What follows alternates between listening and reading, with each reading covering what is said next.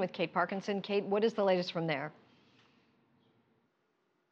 Well, we've had more claims from Kiev today that there are Russian troops operating inside eastern Ukraine. It's a claim they've made over and over again. And today, Ukraine's military spokesperson said that Russian tanks had virtually destroyed an entire town on the border.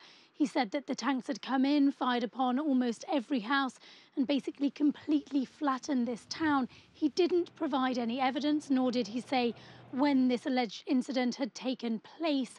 Meanwhile, Kiev also saying that the rebels are making further gains in the east of the country, particularly around the city of Luhansk, which is one of the rebels' main strongholds. And Kiev says these gains are being made possible because of this new front that opened up a few days ago in the southeast of the region.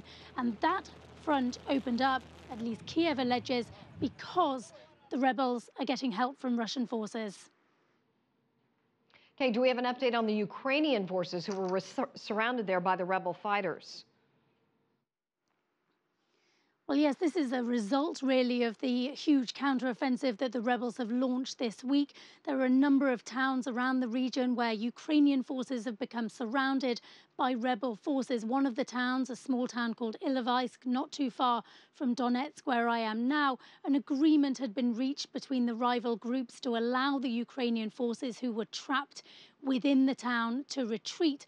But we've heard reports today that as the Ukrainian forces were pulling out, they were fired upon and a number of Ukrainian soldiers were killed. It's worth mentioning here that a lot of the Ukrainian soldiers fighting in the east are not members of the National Army. Many of them are volunteers fighting in these volunteer battalions. And some of the commanders of these volunteer battalions have been very critical of Kiev, very critical of the Interior Ministry, saying that their men are not getting enough support from the Ukrainian army while they're fighting here in the east on their behalf. Kate Parkinson live in Donetsk. Thank you for the update.